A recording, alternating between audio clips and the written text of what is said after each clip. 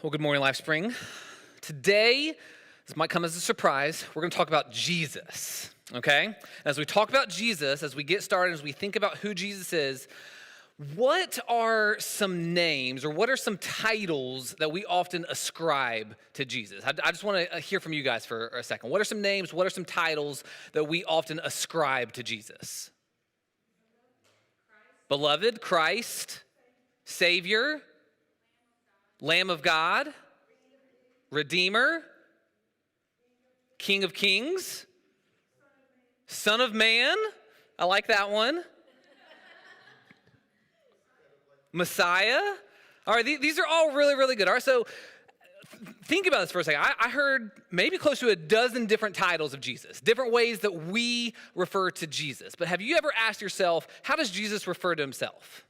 What is it, what title does Jesus use to refer to himself? And of all the titles that are used for Jesus, there's really only one in particular that time and time again, Jesus used for himself. And somebody said it's this one, it's this one right here, the Son of Man. Son of Man, 80 different times, roughly 80 different times throughout the Gospels, Jesus used this title, the Son of Man, to refer to himself. And what I want us to do today is just kind of step back and ask the question, why? Why this title? Of all the ones that Jesus used, or of all the ones that were used for Jesus, why was this Jesus' favorite? So look at them. Look at a couple of them with me. So Matthew 20:28, the Son of Man, he's referring to himself. The Son of Man did not come to be served, but to serve and to give his life as a ransom for many. Matthew 8:20, foxes have dens and birds of the sky have nests, but the Son of Man has no place to lay his head. Luke 19:10, for the Son of Man has come to seek and to save the lost. And then Matthew 16:13, Jesus is actually asking his disciples, who do people say that I am? Who do people say that the Son of Man is? So this was Jesus's favorite title for himself. 80 different times throughout the Gospels, Jesus uses the title Son of Man to refer to himself. So why? Why, right? Because surely there are some that are more exalting, are more powerful, are more majestic. Christ, Redeemer, King of Kings, those sound great, right? But why Son of Man? Why Son of Man? So as we explore this, we need to understand there's a double meaning behind this, behind Son of Man. Double meaning, two different words. The first is pretty straightforward. So as you think about it, the Son of Man. So what word sticks out to you there? Man? Man, right? Man. So, Son of Man, it speaks to Jesus' humanity, right? He was a man. And the Hebrew word for man is actually the word Adam. So, he was a son of Adam. We are all sons and daughters of Adam, son of man. It speaks to Jesus' humanity. But there had been a second meaning for it, right? And anybody else in Jesus' day would have heard that second meaning. They would have understood when Jesus used the title Son of Man, he wasn't just talking about his humanity. He wasn't just talking about the fact that he was a man. But there was a second meaning, a deeper meaning behind it. And by doing so, what Jesus is doing, by using this title Son of Man, is he's actually claiming a very exalted role in the history of redemption. And he meant to do it. It was very, very intentional. So what I want us to do is I want us to look at that. When Jesus said Son of Man, what did he mean? What is this? What is the second meaning behind it? It's not just his humanity, but what is the second meaning? In order to do that, we're going to have to look at the book of Daniel. All right, the book of Daniel. So we're going to the Old Testament, the book of Daniel.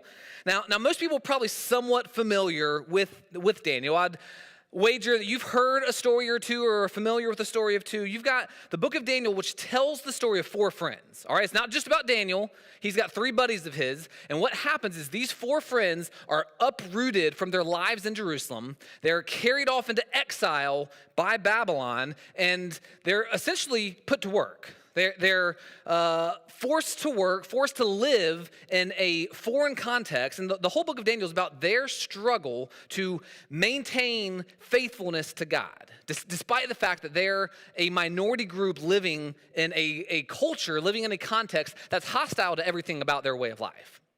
And so one of the themes that Daniel explores, one of the things that we see as we look through the book of Daniel is it explores this idea of what does it mean to maintain faithfulness and to maintain hope when there's no signs of it on the horizon. And I feel like we can relate to that. We can look at our lives and we can look at the world around us, and sometimes it doesn't seem like there's much hope. You look at the world and you look at buildings that are collapsing and innocent lives that are being destroyed and nations that are constantly at war with one another and moral revolutions going on around us that are just completely reshaping the world that we live in. And sometimes it might be difficult for us to try to remain faithful and to try to maintain hope in the world that we live in. And that's exactly the question that Daniel's going to answer for us. Daniel and his friends have been taken off to Babylon. They've taken Babylonian names. They've taken Babylonian jobs. But there are certain things that they just refuse to compromise on. They're not willing to let go of parts of their identity. And they are committed to remaining faithful to God. And they're constantly being tested as a result of it. So you've got Daniel's 3 friends that are thrown into a fiery furnace. You've got Daniel that's thrown into a lion's den. Time and time again, God delivers them because of their faithfulness. And I'm going to go out on a limb and say that probably most people's familiarity with Daniel ends with chapter 6. So if you look at Daniel, you might be familiar with the first 6 chapters, and that's because it's narrative. It's stories, it's history. And then the second half of Daniel, chapter 7 through 12, it's prophecy. It's vision. And I'm going to be straightforward with you, it gets pretty weird, all right? It's pretty weird. It's very hard to understand. That's going to be exactly where we're at today, all right? We're going to be looking at Daniel chapter 7, as we seek to understand the full meaning behind Son of Man. So, how many of y'all have weird dreams? Y'all got weird dreams from time to time? All right. Be thankful. They could be a lot worse, all right? They could be a lot worse. Look with me at Daniel chapter 7. In the first year of King Belshazzar of Babylon, Daniel had a dream with visions in his mind as he was lying in his bed. He wrote down the dream, and here's the summary of his account.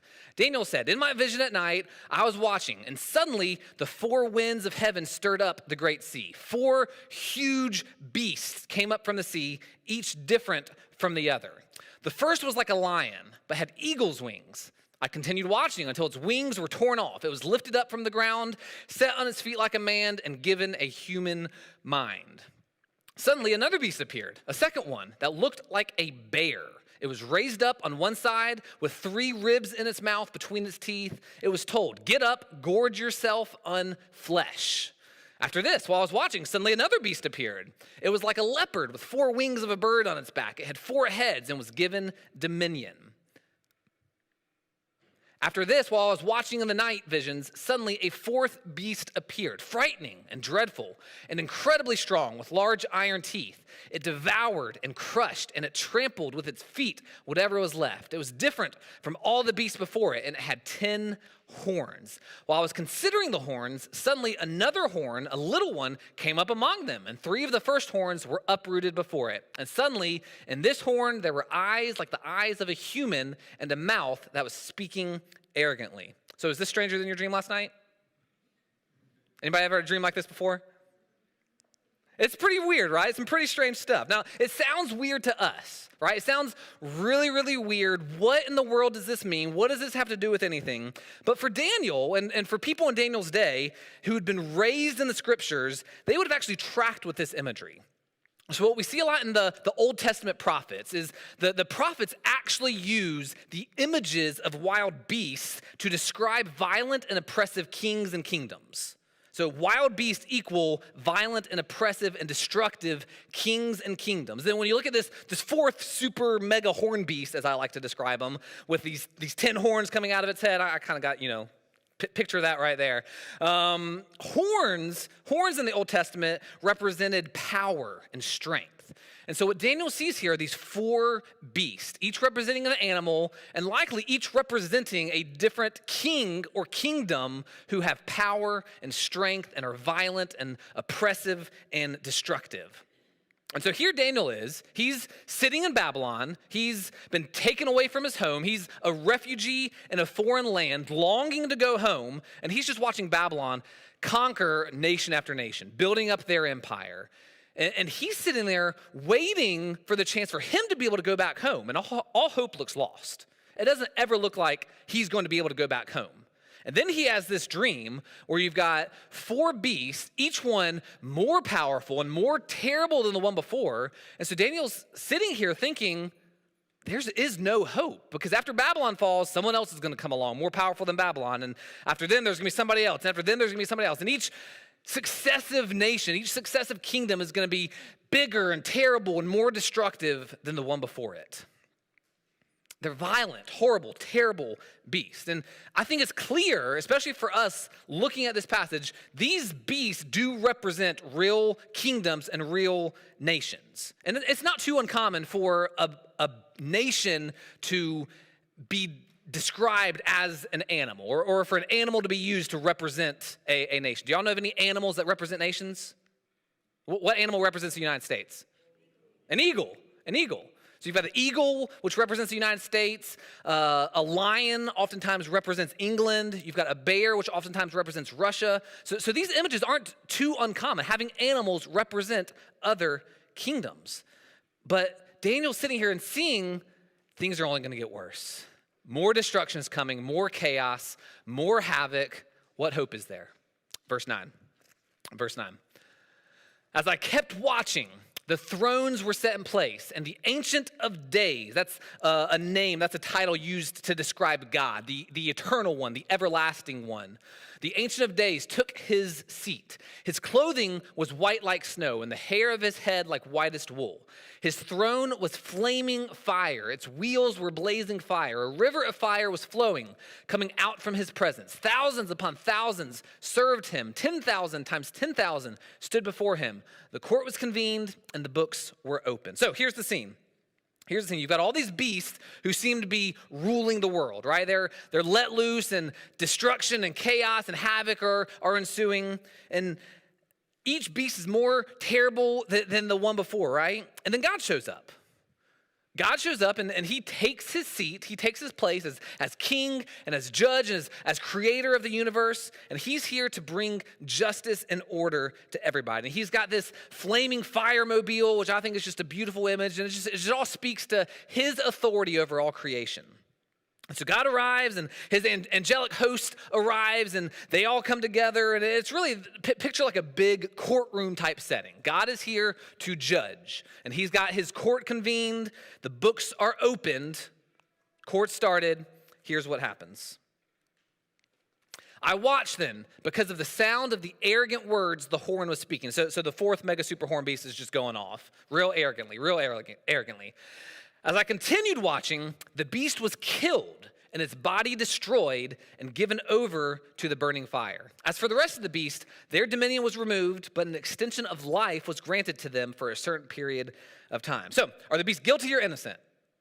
They're guilty. They're guilty. What's the sentence? What's the judgment? Death, destruction, right? Super mega horn beast, utterly destroyed. Right, all the other beasts, their power, their authority, their dominion is removed, and they're kind of put on what I would consider like house arrest, right? They're granted a certain period of time, but ultimately destruction. Destruction is what's coming for them. I continued watching in the night visions, and suddenly one like a son of man was coming with the clouds of heaven. So you've got the beasts down on earth. They're trampling, they're devouring, they're destructive. And then we learn that in the midst of all of their destruction is a son of man, a human one, right? A man was in the midst of all of that chaos, all of that havoc, all of that destruction. He was among those that were trampled by the beasts. But he approached the Ancient of Days. He was escorted before him. So he's taken up from the midst of that chaos, of that heap of destruction. He's exalted up, escorted before God. He was given dominion and glory and a kingdom so that those of every people, nation, language should serve him, so they should worship him. His dominion is an everlasting dominion that will not pass away, and his kingdom is one that will not be destroyed. So we've got beasts, all right? Let's take a step back and think of all this, right? We've got all of these beasts. They're images of kings or kingdoms. Do we think the Son of Man is representative of something as well? Probably. Okay, what do we think he's representative of? Jesus. All right, that's not a bad answer. Not a bad answer. The Son of Man being representative of Jesus. And we saw that, right? Jesus uses this title, which we just read right here, Son of Man. This is where it comes from. Jesus uses this title to refer to himself. He calls himself the Son of Man, the one that was trampled by the beast and lifted up and exalted before God. But why? Why? What does it all mean? Why does Jesus do that? Keep going. As for me, Daniel, my spirit was deeply distressed within me, and the visions in my mind terrified me. Don't know why, Daniel. I approached one of those who were standing by and asked him to clarify all of this. So he let me know the interpretation of these things. These huge beasts, 4 in number, are 4 kings who will rise from the earth. So 4 beasts, each represent 4 kings. We'd already kind of said that that's probably likely the case, right? Beasts used to represent kings or kingdoms. So here we are. And what we can do right now, looking back at this prophecy, long time after it was given, is we can even kind of see what some of these beasts might represent. So the first beast, anybody remember what the first beast was? What did you say? Lion, a lion. So the first beast was a lion. The lion likely represented Babylon, the empire that Daniel was currently sitting under. So lion represents Babylon. The bear, the second beast, probably represented Persia, the empire that came after Babylon, that conquered Babylon. We've got a 4-winged leopard. Anybody take a guess as to what that one represents? What? Who conquered the world with lightning speed before him? Greece, Alexander the Great, sweeping across. So the leopard represents Greece, and then this 4th mega super horn beast likely represents Rome. Bigger, badder, powerful, more destructive than all of the other nations before it. So we can kind of look back and see that each of these beasts, these huge beasts, 4 in number, are 4 kings, 4 kingdoms who will rise from the earth. But the holy ones of the Most High will receive the kingdom and possess it forever. Yes, forever and ever. So, according to this angelic interpreter that Daniel's speaking to, the human one, the Son of Man, is representative of the holy ones of the Most High. The holy ones, God's holy people, God's chosen people. And so what Daniel has here is he has a dream about God's faithful, holy people getting trampled and persecuted and destroyed by all these beasts. And things just seem terrible, right? It seems hopeless. It seems like there's nothing good that can come out of this. And just when that happens, the beast gets judged and destroyed. And the arrogant kings are sentenced to destruction. And God's holy, faithful people are exalted and put into a place of honor next to God. Verse 19, then I wanted to be clear about the 4th beast. It's really confusing. I still don't understand. The one different from all the others, extremely terrifying with iron teeth and bronze claws, devouring, crushing, and trampling with its feet whatever was left. I also wanted to know about the 10 horns on its head and about the other horn that came up before, which 3 fell. The horn that had eyes and a mouth that spoke arrogantly and that looked bigger than the others. As I was watching, this horn waged war against the holy ones and was prevailing over them until the Ancient of Days arrived and a judgment was given in favor of the holy ones of the Most High. For the time had come and the holy ones took possession of the kingdom. And this is what he said. The 4th beast will be a 4th kingdom on the earth, different from all the other kingdoms. It will devour the whole earth, trample it down, and crush it. The 10 horns are 10 kings who will rise up from this kingdom. Another king, different from the previous ones, will rise after them and subdue 3 kings. He will speak words against the Most High and oppress the holy ones of the Most High. He will intend to change religious festivals and laws, and the holy ones will be handed over to him for a time, times, and half a time. But the court will convene, and his dominion will be taken away to be completely destroyed forever. The kingdom, dominion, and greatness of the kingdoms under all of heaven will be given to the people, the holy ones of the Most High. His kingdom will be an everlasting kingdom, and all rulers will serve and obey him. This is the end of the account. As for me, Daniel, my thoughts terrified me greatly, and my face turned pale, but I kept the matter to myself. How are we doing? Y'all tracking? What is happening here, right? So Daniel, he's had this weird vision, this weird sight of these beasts and the Son of Man and this courtroom setting and all this stuff is happening. He doesn't understand it. So in the midst of his vision, he goes over to this angel and asks him to explain it. And this is the interpretation the angel gives. What is happening right now? What is this all about? As strange as it seems to us, because it seems pretty strange, right? It seems pretty strange, weird dream. This dream is actually a way to foster hope. Do y'all see the hope in here? Do y'all see the hope in the midst of this dream? It seems really weird, but we see Daniel looking out all of the beasts of the world who destroy each other and who destroy God's good world, and we see innocent people suffering and dying. But the good news is that is not going to last forever.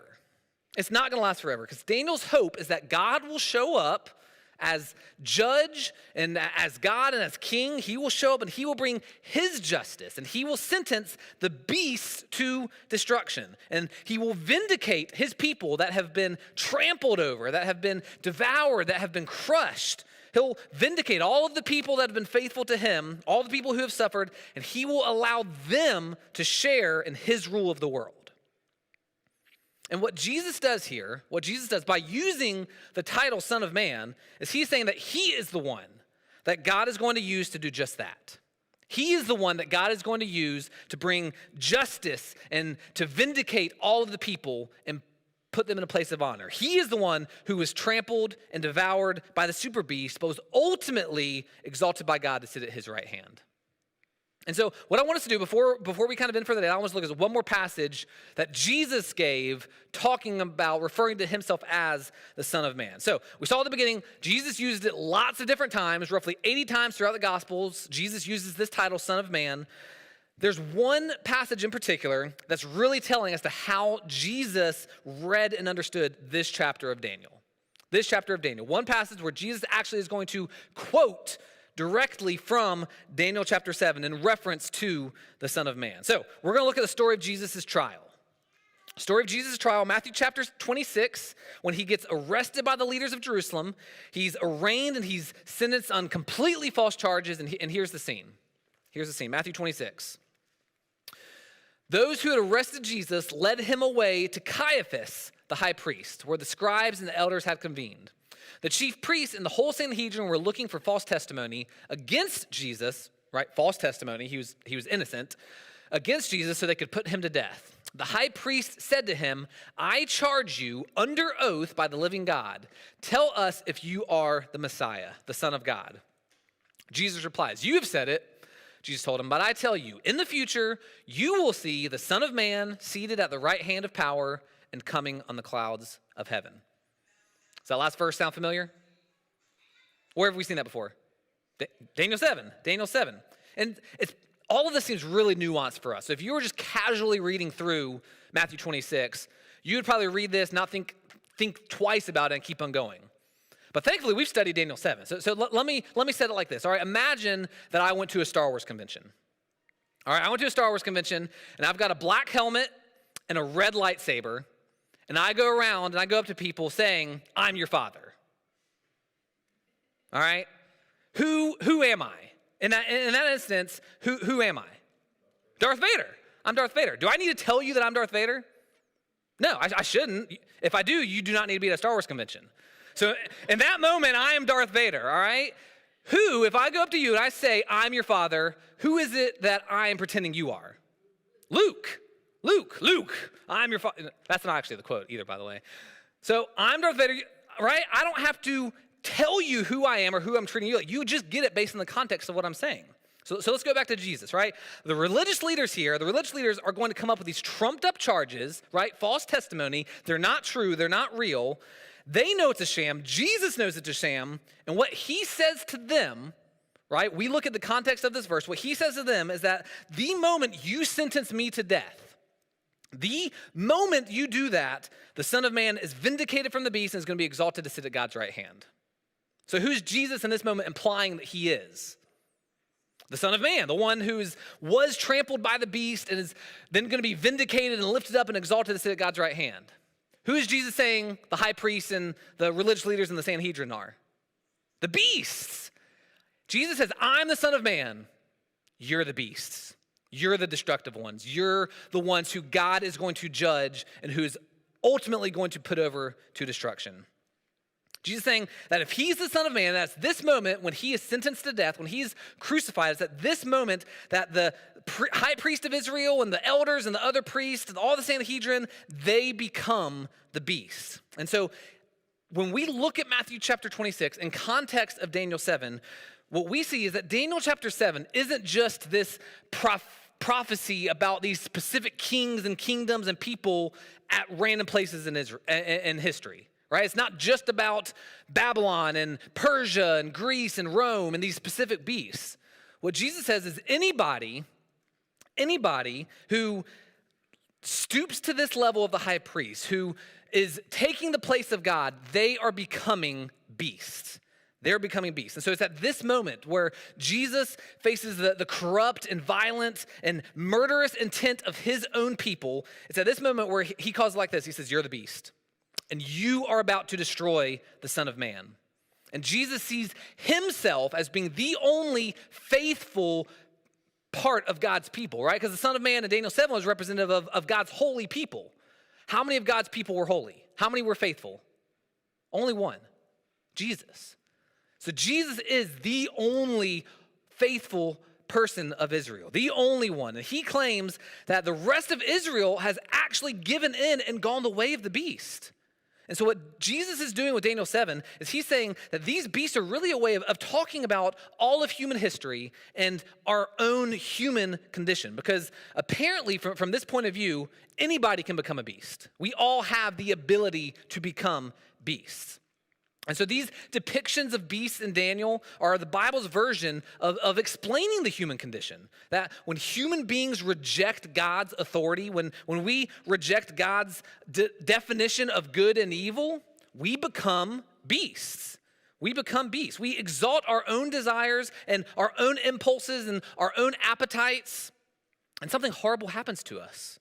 We become beasts driven by pure instinct and impulses and self-preservation. And so what Jesus does here, what he does is he stands before his own people. His own people have become the beasts from Daniel 7. And somehow they actually think it's in Israel's best interest to put an innocent man to death, for an innocent person to die. How beastly is that? How beastly is that an innocent man die? And Jesus stands there and he sees all of human history as this one long string of beasts, one coming after another, each more worse than the one before. And he says that the moment that you think you have defeated me is actually the moment that I've defeated you, that I have defeated the beast. The moment that you sentence me guilty, that you pronounce that guilty sentence upon me and put me to death, that is the moment that I'm exalted and vindicated as king, as king of the world. And Jesus believed that in doing this, he would conquer the beast by ultimately letting the beast conquer him. And he says, it doesn't matter what you do to me at this point. It doesn't matter what you do. You can't separate me from God's love. You can't separate me from the fact that what God is doing is he is committed to rescuing and redeeming his people and bringing a new creation through my death and resurrection. You can't stop that from happening. And what you're doing is actually fulfilling that. By defeating me, you are sentencing yourself to death and to destruction. And so what are we supposed to do with all of this? How do we make sense of this? From Jesus' point of view, when we reject God's rule and authority over our lives, we become less than human. We become beasts. And so just think about this past week, for instance. Think about this past week. Every time you had a choice in front of you, you had an instinct. Part of human nature. You have a choice, usually you have an instinct. And I'm sure that at times you had an impulse or a desire that was selfish that would ultimately lead to you benefiting from it. But deep down, you kind of knew that it was wrong. We all face these choices. We all face these moments where we're left with a choice. And our instincts and our desires and our impulses kick in. And when that happens, oftentimes we see the beast inside of us. We see our selfishness. We see our destructiveness. We see the chaos and the havoc that we ultimately bring to the earth. We all do this. We all give in to the beast inside of us, driven by our appetite and our desire and our impulses. And when we do this, we become less than human. We do not become as part of the creation that God intended for us, not the humanity that God originally had designed. And Jesus is very clear here that he is here to confront the beast, because the beast has to die. It has to. The beast has ruined God's good world, and so the beast must be destroyed. And so Jesus comes to defeat the beast by ultimately letting the beast defeat him. Jesus dies for the beast. And so what we need to do is we reflect on Jesus as the Son of Man, the title that he uses for himself. What we need to do is we need to recognize the beast inside of all of us. We need to recognize that we have become less than human, less than what God designed for us, less than God's design and plan for humanity. We need to confess these things, and we need to recognize that it's at that precise moment, it's when that happens, that is why Jesus died for us in the first place. He died to defeat the beast inside of each and every single one of us. And God is committed to you, and he's committed to making you into a new and different kind of human. That's what Daniel 7 is all about. Making us new humans, making us new creations. Jesus dying so that we can have new life. Jesus is the Son of Man. Not just the human one, but ultimately that second, more powerful meaning. The exalted heavenly one. And Jesus is worthy of our praise. He's worthy of our devotion. He's worthy of our worship because he has done what we never could have done. He died so that we could have life, and he did a work that is good enough to put to death the beast inside of each and every single one of us. We just have to let him do it. Let's pray. God, we do love you, and we thank you for the lengths that you go to bring us back to you, the lengths that you have gone to defeat the beast in us. And God, as we sit here, as we reflect on our own lives and what we have done and what we are doing and the things that we are a part of, God, let us just reflect on how we have been beastly, how we have acted less than human, less than what you designed for us. God, help us put to death the things that are not from you. Help us put those things to death and help us rest in the victory that you have had, but the victory that came at a costly price, and that was your life on the cross. But God, it's through your death, through your resurrection, that we have life, that the beast has been destroyed, and that we can look out and we can have hope. We can have hope for the future. Even when things look dark, when things look bleak, when life doesn't look promising, we have a hope, God, because of what you have done for us. Because of the Son of Man, because of the human one, the heavenly exalted one, who came in, who did what we could never have hoped to do. And so God, just let us ascribe that title to yourself as you meant it to be.